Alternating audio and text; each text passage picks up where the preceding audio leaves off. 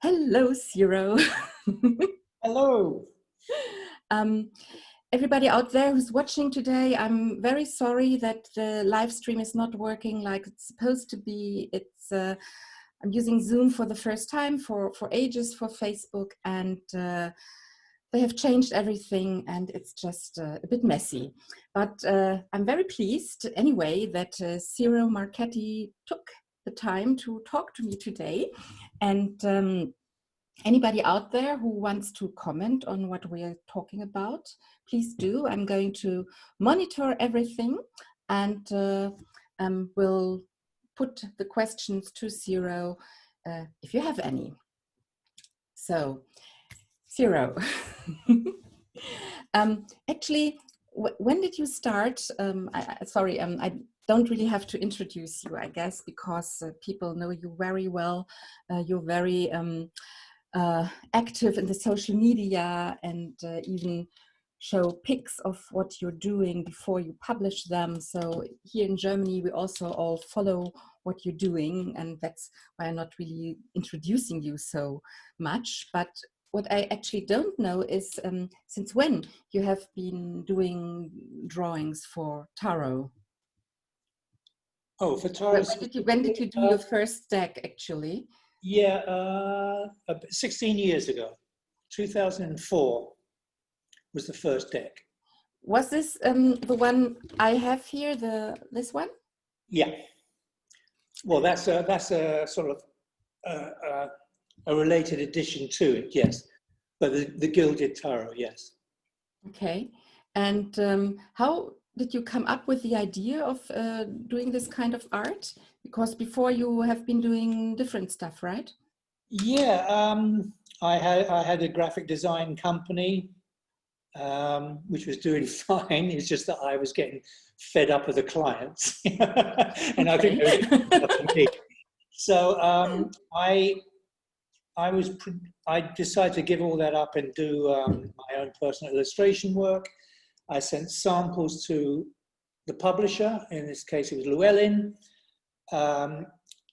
who said they really didn't have any need for it because I assumed it would be for book covers or for calendars, that kind of stuff. They said, we don't have any need for that. Thank you. No, thank you. However, we like the style, and we handed it over to our divinations department. And I got a call from them asking if I'd be interested in doing a tarot deck. And I said, I have little idea what a tarot deck is. So, but anyway, I've been flippant. We agreed. They advised me that there wasn't much money involved, but and so I started to research it, and I sent them images every 2 weeks or whatever, another image, expecting them to say, well, you need to change that, or that's not right, or whatever. But they didn't, they accepted, all of them except one, I think, and they asked me to explain why I had done it the way I did. I explained it, they accepted it, and voila, that was it. It was done. So basically, yeah. you just looked at the images and came up with your own ideas and created. No, not really, because at that time I was very, very sensitive to the fact that I was a beginner here. I didn't think it was appropriate for me to reinvent the wheel. So it was more of an exercise of decorating the images, hopefully in a different style and more appealing, more colorful. That's very subjective, but that was the limit of my intention at the time. It was after that the deck had been published. The deck had been finished, and it was in the publisher's hands. And it was then I immediately realized that, okay, now I've learned from that process. I think it would be really cool if I was to do it again and put a different twist on it. I gained a little bit of confidence, And so I did the second deck, which was the Tarot Dreams. I don't have this one. Um, and um, and I already almost finished that before the Gilded was actually published. So it was a complete gamble on my part that anyone would be interested anyway, to be honest. But I gained a little bit of confidence, and I began to realize for a hope that it wasn't for me to change Taro. Taro had been around for 500 years, you know, who the hell am I? But I did conclude, or I guessed, or I hoped that for all of its popularity, for all of its tradition, I wasn't that enamored by the efficiency of those old classical images to optimally communicate an image. We, or you guys as readers, know what they mean because you've learned what they mean. I would argue that that is not necessarily intuitively gained from the imagery. It's something that you learn after the fact. I tried, and I hope succeed to a degree, to make the cards more self-explanatory, you know? If they were trying to put across an emotion or a scenario or a concept, that the imagery would work a little bit harder. In other words, could I produce a deck that, in theory, if you did not have the title and you did not have the number, would the image on its own still work pretty much, you know? Yeah. That's not that easy to do, and I don't think I've succeeded across all 78 images, but that was the challenge, to make the images individually, okay, I know what that is, you know, from a reader's point of view, yeah? Now, the other problem I had, or that I foresaw, was that the more I read up to try and educate myself on what these cards mean, the more confused I got, because every damn book said something different. You know, everyone Indeed. had an opinion. So how right was right? How wrong was wrong? You know? So ultimately I played the middle. I said, okay, I'm not going to create an image that specifically emulates one specific school, because that's problematic. You know, you're going to not offend, but you're going to distance yourself from some readers.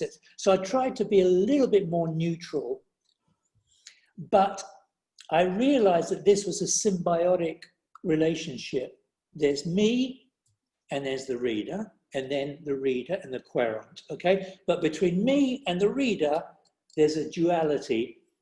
My role is to communicate. That's what I've always done in my career. From advertising to marketing I communicate an idea, whether it's a concept, an emotion, a scenario, a personality, whatever. And then the reader takes that and they can embellish it depending on their perspective and the perspective of any given reading on any given day for any given querent, okay? So let me clarify. I used this example before because I think it's valid. The Four of Cups has this guy under a tree. He has 3 cups on the floor next to him and another one coming down from the clouds, you see? And he's sort of like thinking about this, or he's dreaming about, or whatever it is that he's doing. Okay, I illustrate that as best I can, but I keep the ambiguity. In other words, I depict as best as I can illustrate this man with a pensive persona, pensive expression. But I don't try to suggest what he's thinking about. That's what I leave for the reader to interpret from my images based on their intuition, their system, and the reading they are currently involved in. Yeah, that's perfectly okay. Just before I ask something else, I have to tell you that out there, there's hell. People are all watching from all over the space in the world, and they're all very, very happy that you're online. Tony especially, Tony Pule, you know her, she especially likes your t-shirt. I don't know why, Tony, I hate it.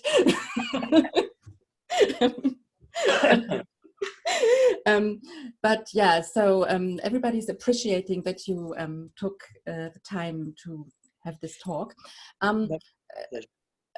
I mean, when you were talking about the Four of Cups, Wade and Pamela Coleman Smith, they both already did an interpretation of cards. So actually you're not doing anything else. You, of course, rely on tradition, look at what's there, but then you do your own thing with it, I understand, which is totally legitimate. And people who really like your style will do perhaps better readings with your cards than with Wade.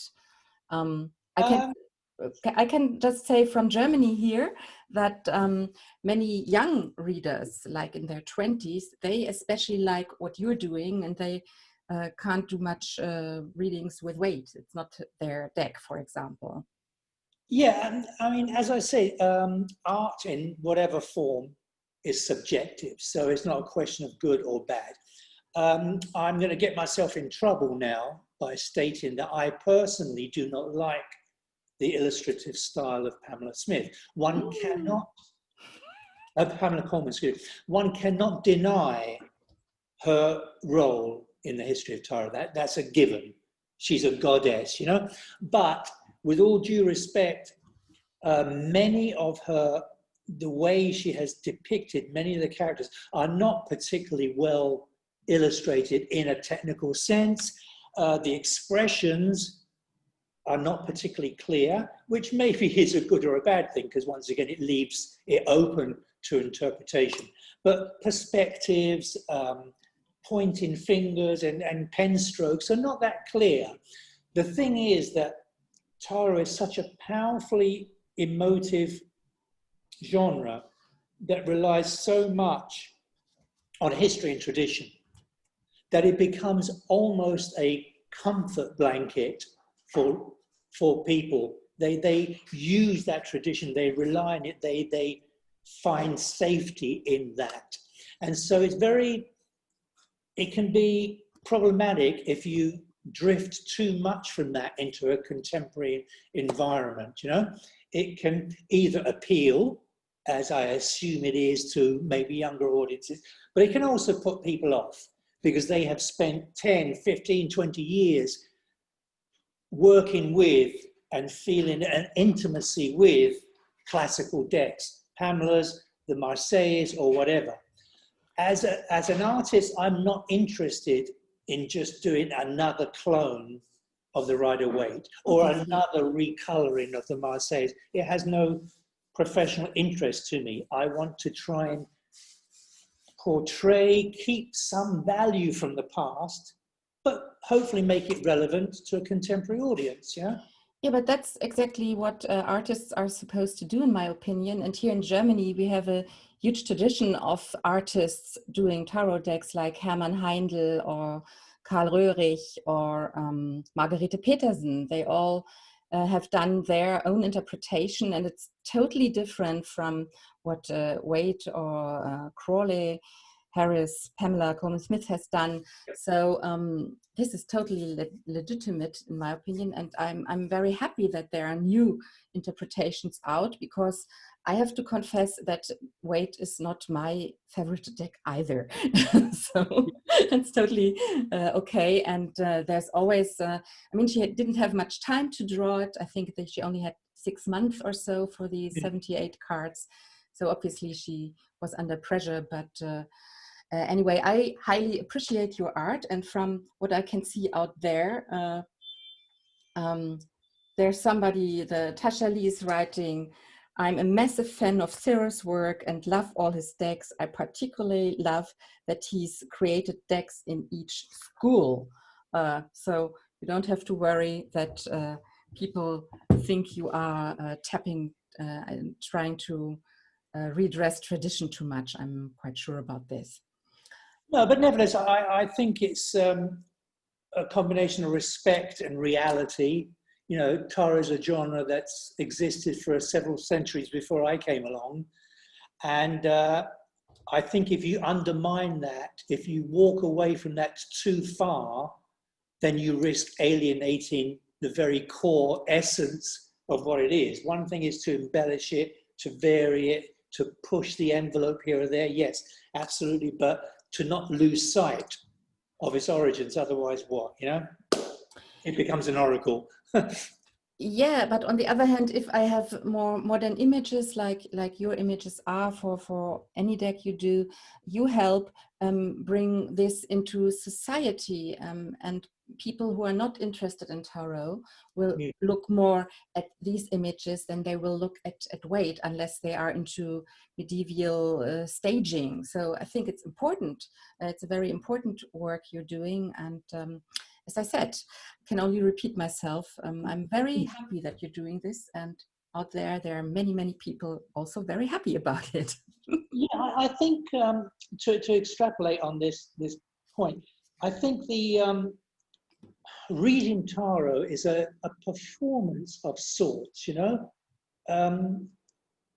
and I think that performance can be helped if the tools that the readers are using is something that they can emotionally get something more from, as opposed to a strictly academic interpretation of something they've learned over the years. Because if it was just that, then you could reduce tarot down to 78 cards of white paper with a word written on it. You can read with that, I'm sure. Good readers could read with that, but it would be a very, very clinical, unemotional kind of experience, I think, and certainly with the querent, I think I repeat, there's a symbiotic relationship where the reader and the person being read for share this common visual platform, this stage, if you will, you know? I hope so, you know? So I'm decorating the stage a bit more. Yes, that's exactly what you're doing, and this is a great work. Yeah.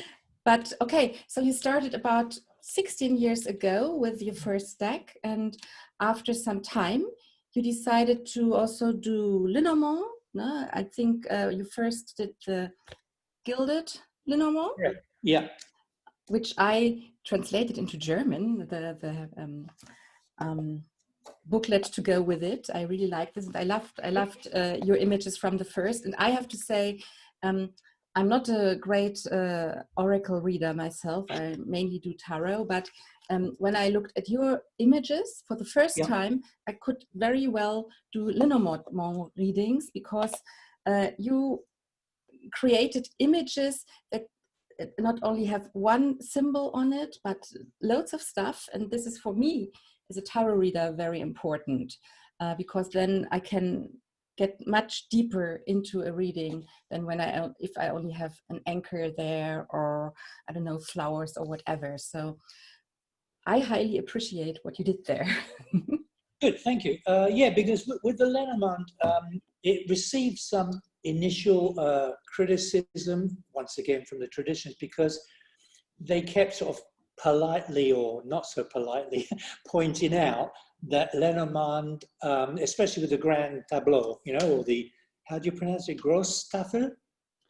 Grosstafel, the big... Das große Blatt, yeah. Mm-hmm. Yeah. It requires, or it benefits from simplicity, you know? If you can immediately visualize and see the key element in each card, the anchor, the cross, the whatever, then it's easier for the reader. If you embellish the imagery too much, as I tend to do, it becomes more picturesque, but maybe the recognition factor is not so immediate. I really found that a bit of a weak excuse. I mean, a good, competent reader, I think, would be able to read it no matter how much additional decoration I put into it, you know? For example, with a fox, okay, in different parts of the world, it may have different significance, but let's assume that the generic One is that it's a sly creature, it's a clever creature, it's a problem for farmers, etc., etc. So when I illustrated the fox, yeah, I put it in a context. You know, there's the rooster, the chicken in the back. So you're telling a little bit of more of a story of the reputation of this creature. You know, it's not just an image of a fox. Everyone knows what a fox looks like. But this gives a little scene of the fox's life, what he does, what he likes to eat.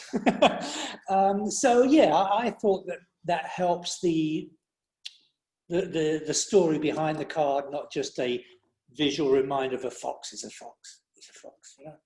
Yeah, but you can see very clearly a fox on this one. Yes. And yeah. I, as a tarot reader now, would see also the house in the background, and of course make a reference to the house in the Linomo deck. And for me, this is what I mean. I start immediately having images and pictures, which I wouldn't have when I just looked at a plain fox. So for me, this is good. I'll be honest with you, because I don't necessarily introduce those elements for that specific purpose. Like the house, it was really just to fulfill the scene of the farmhouse or whatever. But you're not the only person that says, I can make that association of the house. Just like the fox is standing on a tree trunk. So if you wish, you could make that relationship as well with the tree, you know? So there's all that going on, but I don't force that. In the book that you translate, I wouldn't presume to say, you should use the house as a link. No, but if you do, great, do it. You know, that's possibility. That's what art is about. It's a connection between the artist, the reader, or the viewer, and something in between which starts happening. So I really, this is important, and this is art and tarot decks will never be standing still. We will keep on developing and developing. And this brings me to your Kipper deck, which we were actually going to talk about, but now we got into a totally different discussion, which is very interesting as well. And when did you do the Kipper deck? Okay, there's a little bit of a backstory just to give it context, okay? The book that you translated was published in Germany, and I think it did quite well. And publisher at the time, the guy I was dealing with was Johannes. Johannes. Yep, Johannes. And I had been invited to provide some images, esoteric images, for a small magical museum in Berlin, So it's called Magicum. And so I sent like 20 canvases for this show, this opening. And the damn German customs, they wouldn't release them. They said because the paperwork was wrong, that I hadn't provided an invoice, you see? And I wrote quickly, I said, there's no invoice because I'm not selling them. I'm just lending them for a show and I'll get them back, you know?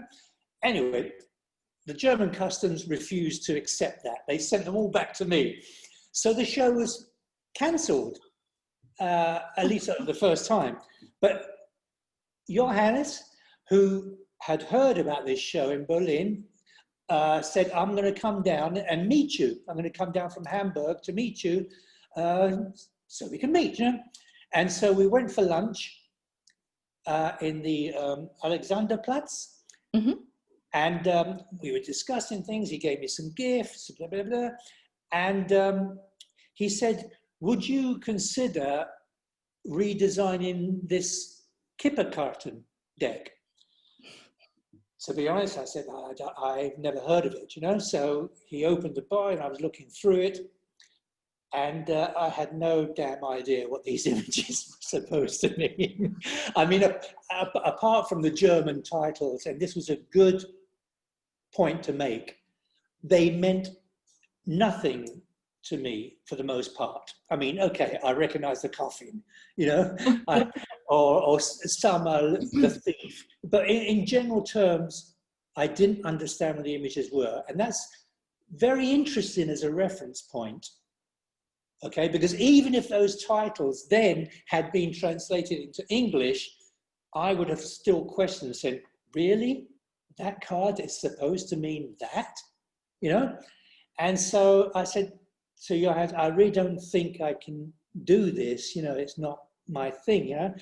But anyway, he gave me the deck, and I flew back. I was staying in Barcelona that summer. And in the airport, I was going through with more and more detail these images. You know, should I, shouldn't I, how, why, you know? And I started reading about the, forgive me if my pronunciation is wrong, but the Biedermeier period. Biedermeier period. Biedermeier. And it started to make sense in a way. The Biedermeier period, post-Napoleonic wars, Europe was screwed, devastated emotionally, financially, domestically. So that period was one of supposed calm. It was peaceful. It was one where domesticity and the simplicity of life became kind of a comforting thing, you know? So the deck started to make sense if you saw it in the perspective of almost like a soap opera on TV. It was like these little scenes of everyday life, you know? You're quite right, yeah. Except for the fact that they had that goddamn wallpaper in every image. And so when I saw the card saying the thoughtful man or whatever, you know, I thought, damn right, he's got a headache looking at all those wallpapers, you know? Anyway, so I said to Johannes, listen, I think I could do this. However, would you be okay if I transformed it from the Biedermeier, you know, Bavarian scenario to Victorian England? I said, for two reasons. One, it allows me to do my arty, stylistic thing a little bit more. But also, I think the period of Victorian Britain with its extremes will allow me to communicate a lot more what I perceive as useful reflections of society in all of its terms, not just the cute domestic ones of the Kipper carton, but the reality of life, the good, the bad, and the ugly. And I felt that even within a Victorian historical perspective, those emotions, those scenes, those activities, those values, readers could relate to because they are applicable today as much as they were in the Victorian era. Even though the clothing was different, the scenes are different, the thought process, the values are applicable today. And so I found the research and the applying of the original images to my versions to be probably one of the most satisfying projects that I worked on. You know, it was all kind of coming together, I thought. And how was the resonance there regarding what you said about tradition? What was that? Excuse me? What feedback did you get regarding tradition with this deck? Okay, there once again, I always post images during a work in progress, because one for feedback, one as a kind of, you know, promotional item, but also to make sure that people have a very clear idea of what they are going to get if they decide to buy it, you know. So in some cases, once again, I wanted to be as clear as possible in what the card was about. If the guy was thinking deep thoughts or whatever, I wanted it to be as clear as possible. That is what was happening. You, the reader, could determine for yourself what he was thinking about, you know. I wanted to introduce less cuteness, you know. So I introduced the extra cards, so it wasn't just work, as in domestic hobby, like sewing or gardening, but real work that maybe you don't enjoy doing, but your social circumstance, you need to work, you know. The thief card was particularly damning because for all of its moral high ground, the Victorian era was one of great hypocrisy, you know, for all of its religious overtones, moral behavior. 1 in 20 women was reduced to prostitution just to make life, you know. And so I wanted to portray that in that thief card. It wasn't just a little scene. It was supposed to sort of emphasize the social background behind it. One of the additional cards, the work card, showed children in a factory, you know. For all of its wealth, the British Empire at that time, you know, was tremendously powerful, economically powerful. But think about it, those machines of the Industrial Revolution were designed specifically with small parts because the kids were so small, 12-year-old kids with little hands, you know? So there's this undercurrent of reality that I wanted to put across and have it be considered in a reading, because I repeat, there are similarities to today. And so I think that way the deck had more relevance other than just a historical curiosity, you know? You perhaps were going to show us a few images. Do you have these additional cards we can have a look at? Okay, let me see if I can do this sharing properly. Yeah, we'll meanwhile look whether there are any questions out there. Oh yeah, the other share. Okay, let me do it this way. Yeah, you first have to open the... Yeah, I'm going to open something, but I wanted to show you just quickly. I'm not going to play the whole thing, but this was something I produced as a promotion, and also to set the stage of what was going to be produced. Yeah, can you see that? Yes. Okay.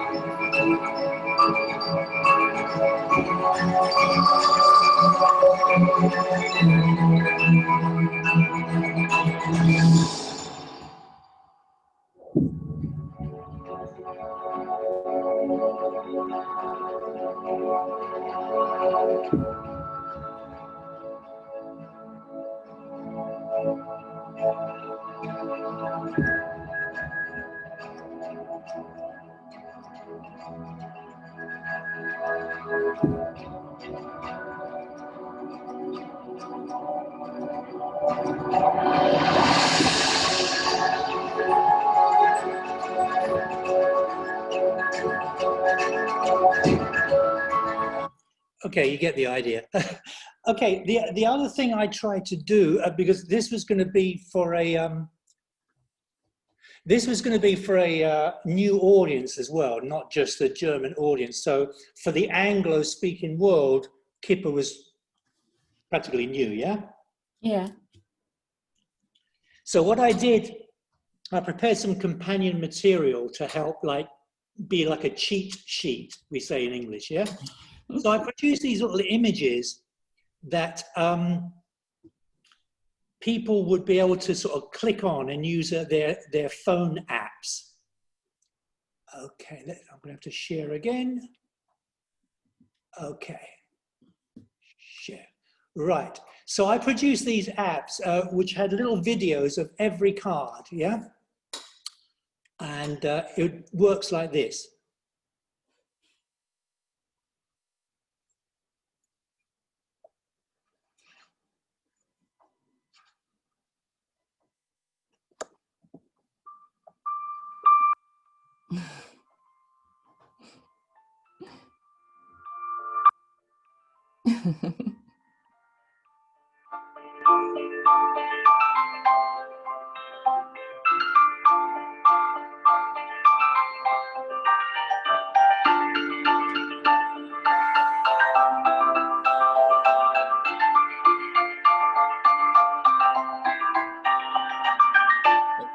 Can you still get this app?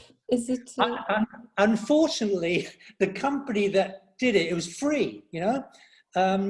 They went out of business. They were bought out by a bigger company, and then that was it. So, but nevertheless, That's fantastic. I really like this. yeah. You should develop this more in more detail, because actually we really are trying here in Germany, and I'm sure everywhere else. Well, I'm not so sure about America actually, but in Germany we're trying very hard to have younger people come and do readings, and something like this is excellent for making them interested in tarot or oracle decks more. So please. Well, every card had that. Let me show you the next one, next sample. Okay, can you see that? Yes. Okay, so here was the characters introducing themselves.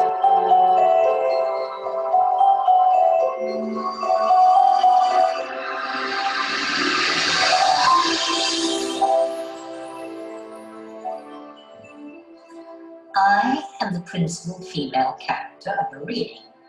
Or if the reading was for a man, then I would be the significant woman in his life. A wife, a mother, a homemaker. My roles can be varied.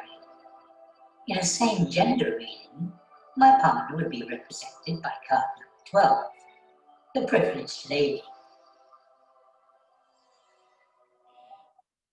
It's really sweet. I like this a lot. I've never seen this before, and it's a great tool for beginners also to. Exactly, exactly. Can you see this one? Right now I'm only seeing the privileged lady. Oh no, hang on. Let me do it again. This is okay. One more just to. Okay, here's the mature woman.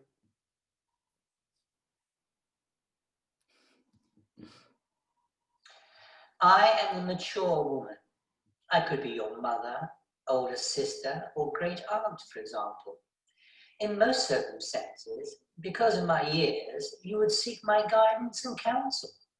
But equally, you should be wary, dependent on other cards that are adjacent to me in a reading.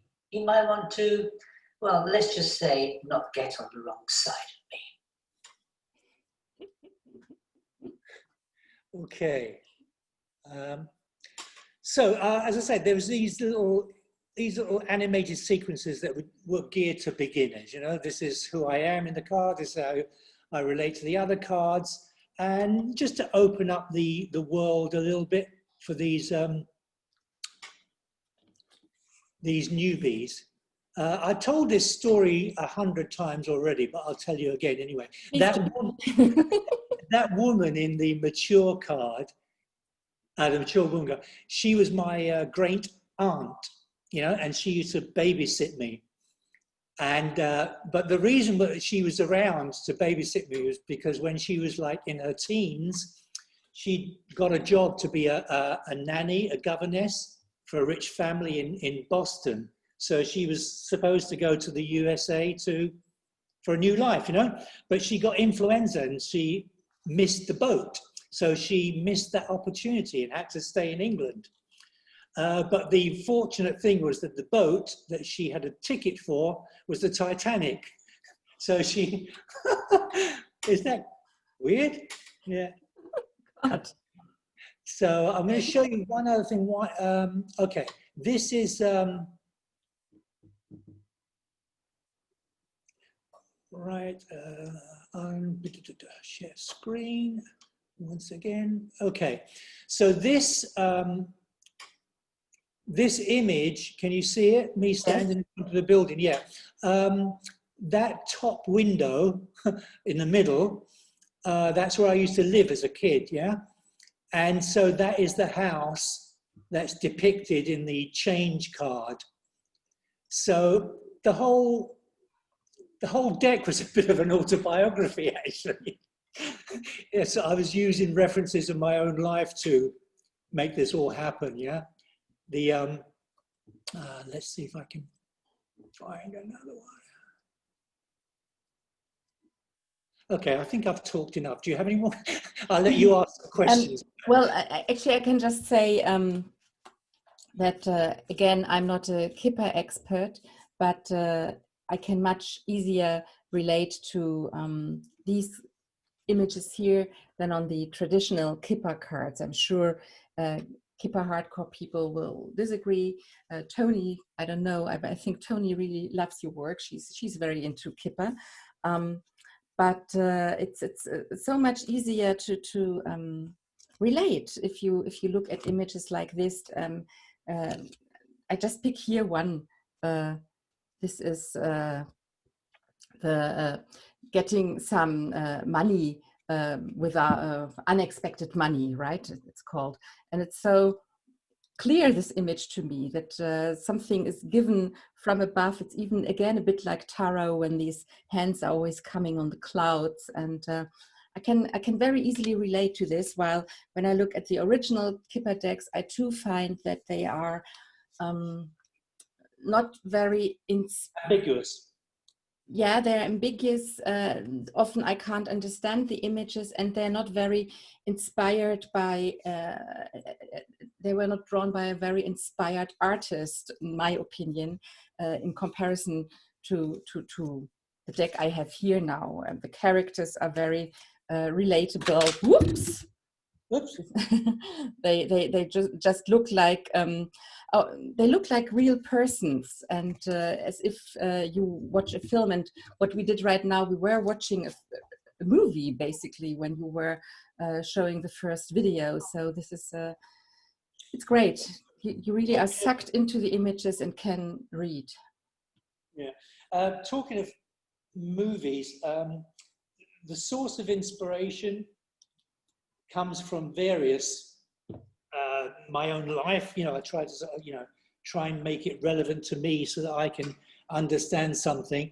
But also sometimes, we are all inspired by things we have seen, other art forms or experiences or places.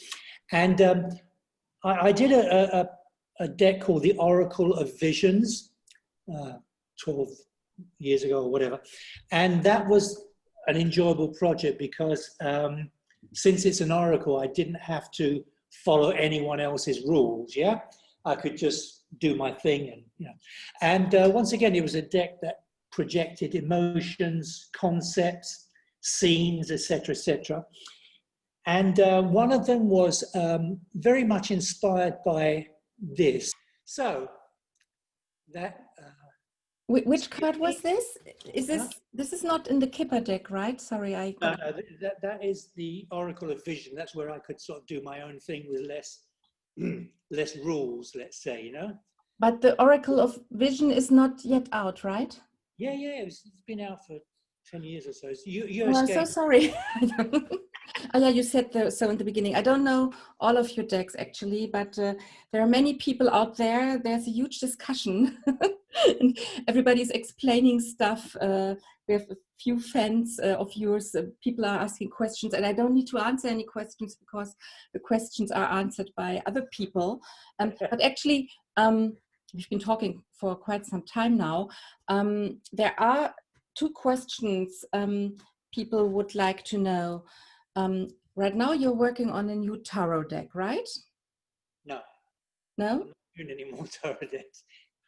Okay, that's what I read somewhere. That's my mistake then, sorry. But No, I'm working on a project, but it's not a tarot deck. It's kind of a portfolio summary of previous decks. okay. Can you talk a bit more about this, or is it still a secret? I have to find some reference to it. What can I just say one thing which I think is rather interesting because it shows how I work? Yes. Yeah, let me share screen again.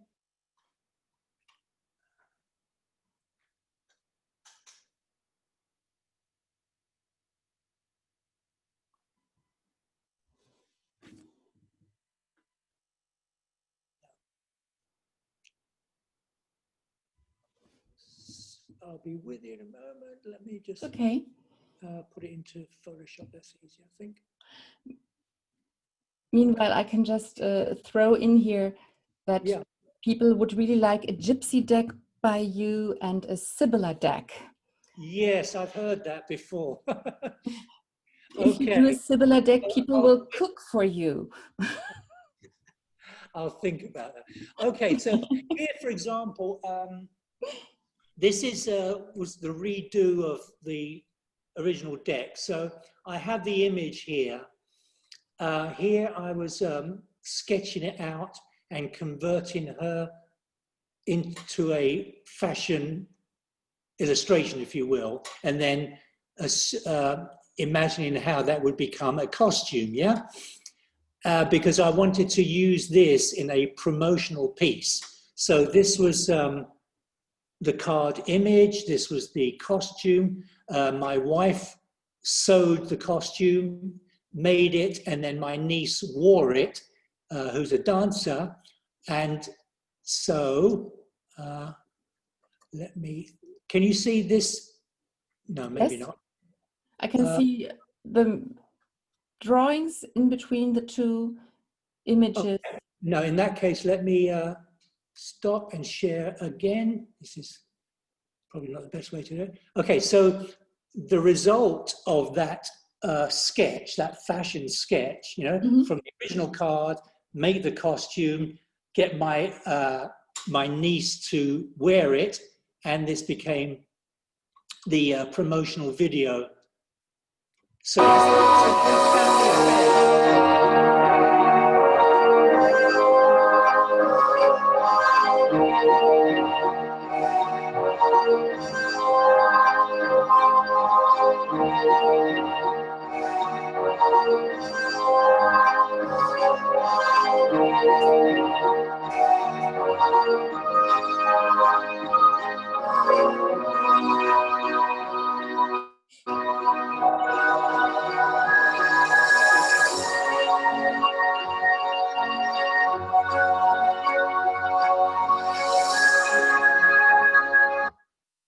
Okay.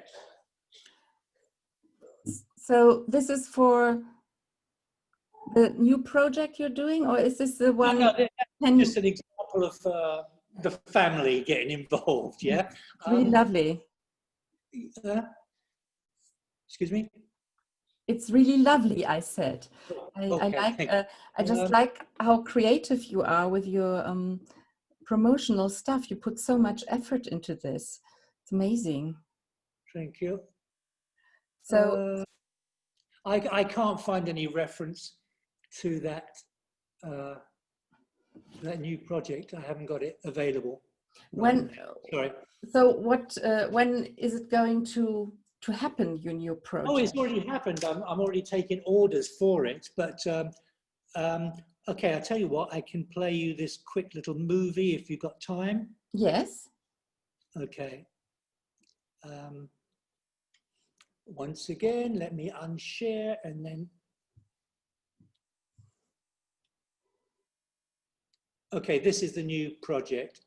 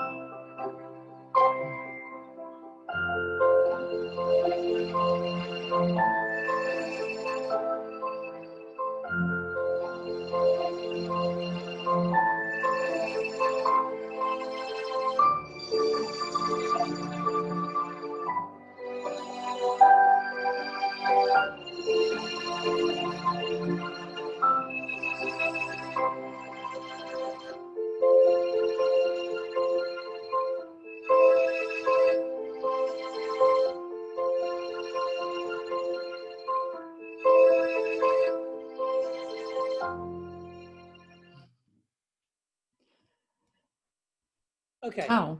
that's the new project. That's So it's not a new deck, it's really just a composition of all the previous ones. how long does it take you to create a video like this? It's A long time. yeah, it's really stunning. I'm very impressed. I mean, I'm impressed anyway, and the people out there really are appreciating. So I think you still have to do many more decks actually. Oh, we'll see, we'll see. Never say I never. can understand that you don't want to be bribed, but into this. But yeah, perhaps you're still going to do more decks, and we would be all very happy about this. Yeah. So anyway, I think we have talked now an hour. I've taken much of your time, and people out there haven't asked any questions they couldn't answer themselves. They are all very pleased that you took the time, and I'm very pleased about this. And right now it's around 2 o'clock in Miami, right? Or Yep. wherever you live near Miami. And I should release you into your day. Okay, thank you. Thanks for the invitation to participate. Oh, it's so was such a pleasure, really, and I highly appreciate that you did this, even though you don't like to do live talks so much. It's very great for us here in Germany, and I'm sure you will get more feedback. Later, I will go through all the comments and see whether I missed something out, and I will come back to you about this. And yeah, so I think for today we call it a day. All righty. Thank you very much once again. So bye out there. Have a great weekend. Thank you. Bye-bye. Bye.